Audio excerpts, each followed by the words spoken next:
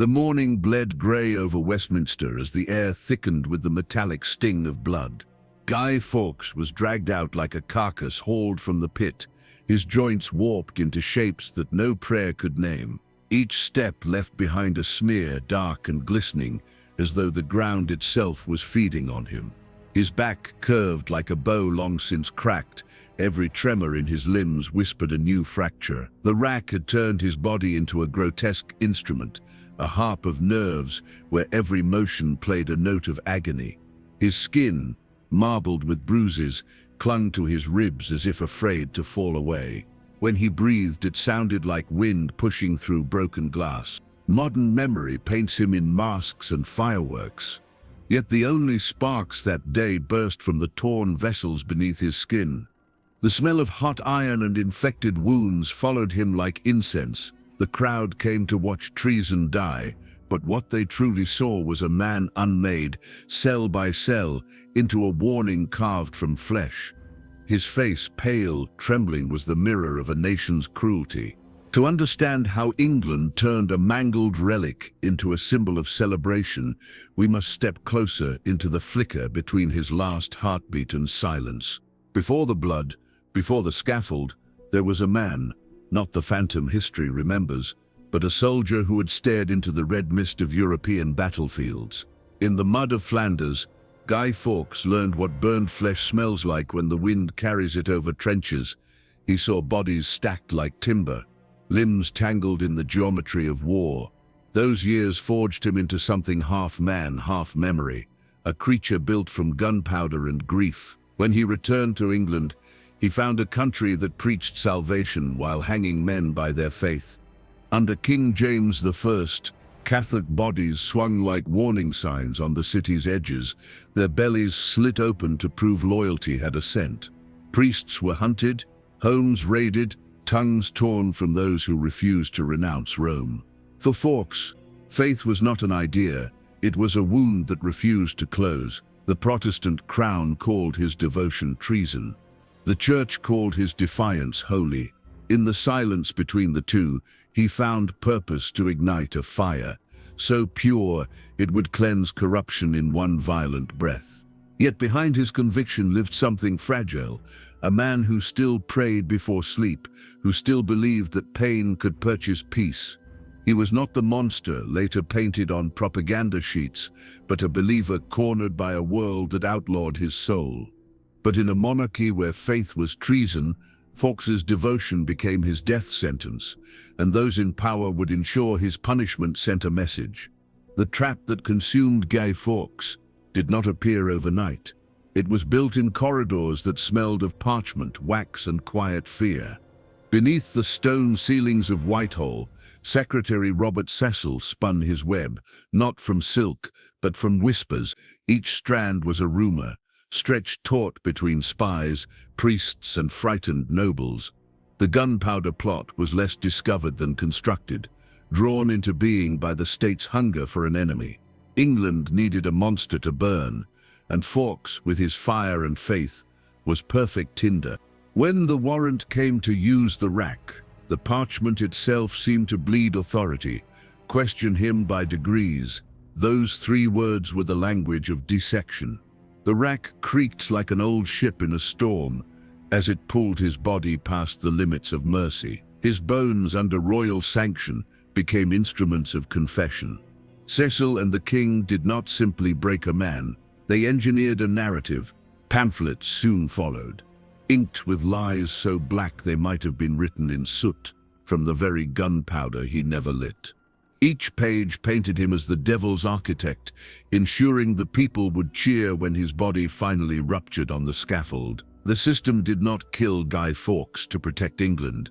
It killed him to feed the illusion of order. The machinery of destruction was in motion, but before the axe fell, the mind had to be broken, and England's executioners knew exactly how. The Tower of London swallowed him whole. Its corridors breathed damp and rot, its stones slick with the ghosts of those who had confessed before dawn. Guy Fawkes was chained to its belly like an insect pinned beneath glass, his world reduced to dripping water, muffled screams, and the slow ticking of his own heart. The light that entered his cell was not sunlight, but the sickly yellow of torches that burned oil thick enough to choke on. The air smelled of iron and mildew, the scent of forgotten prayers. Every night, footsteps echoed, deliberate, unhurried, the warders passing his door, so he could count how close death had come. When they hauled him to the rack again, his joints crackled like kindling. His body twitched without command, muscles misfiring in confused rebellion. He learned the sound of pain, the wet click of bone returning to place, the hiss of breath as torn nerves screamed. Even his signature decayed from bold ink to trembling scratches that looked like the handwriting of a dying child.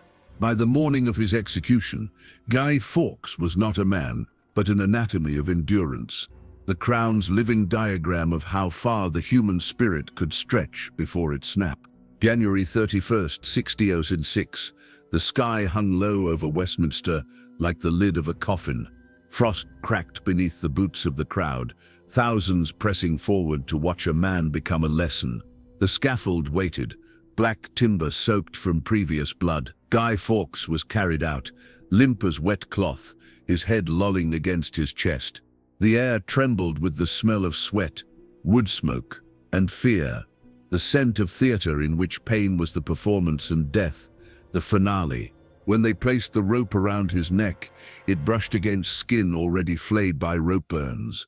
The crowd jeered, but many couldn't look away. Horror, they say, always demands witnesses.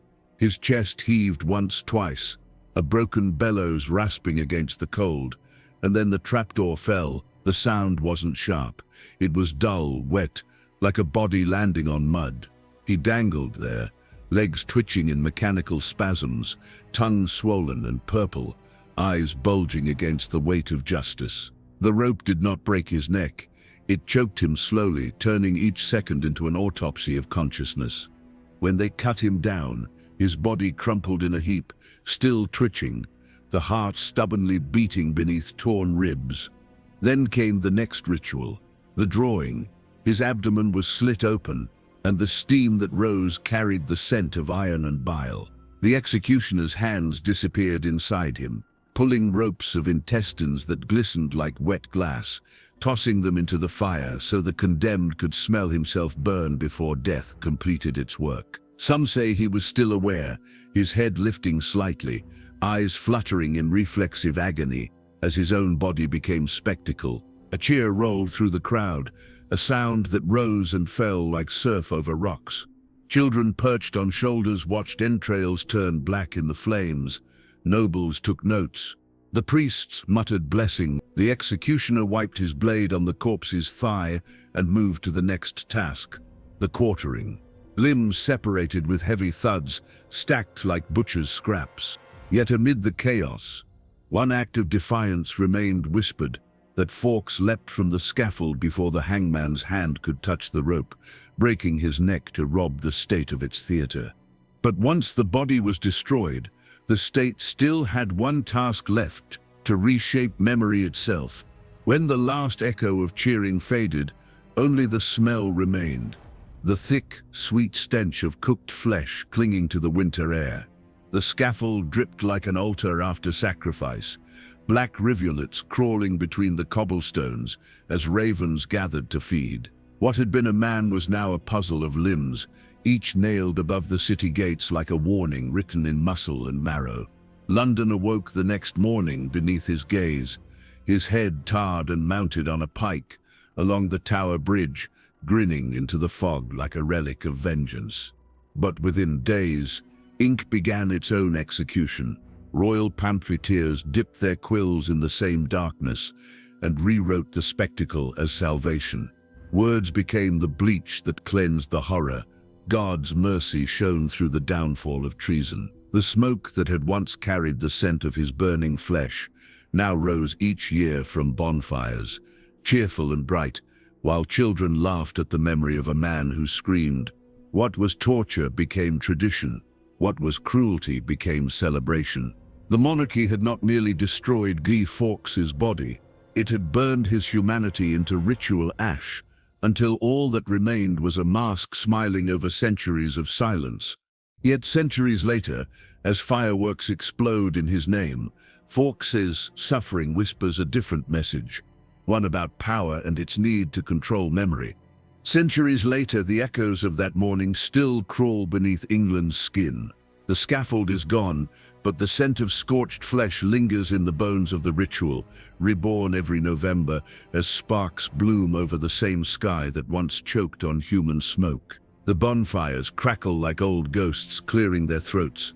The fireworks bloom like bursting organs in the dark. Children cheer, unaware that they are celebrating the slow unmaking of a man.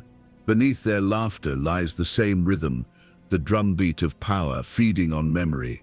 Guy Fawkes has been carved into a symbol, his agony distilled into art, his suffering polished until it shines. Yet beneath every mask lies the pale, shaking face of the man who once defied a king.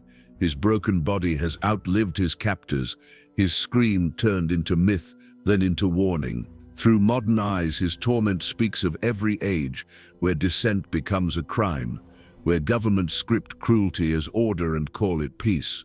The monarchy silenced his voice but could not erase its echo. Because in every age, power builds its monuments from human suffering, and history's duty is to unearth the bones still trembling beneath them.